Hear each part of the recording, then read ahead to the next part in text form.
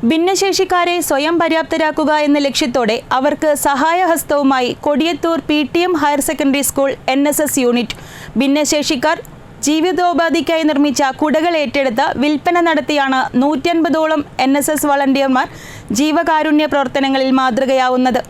ഭിന്നശേഷിക്കാരെ സ്വയം പര്യാപ്തരാക്കുക എന്ന ലക്ഷ്യത്തോടെ അവർക്ക് സഹായഹസ്തവുമായാണ് Kodiyathur PTM higher secondary school NSS unit രംഗത്തെത്തിയത്.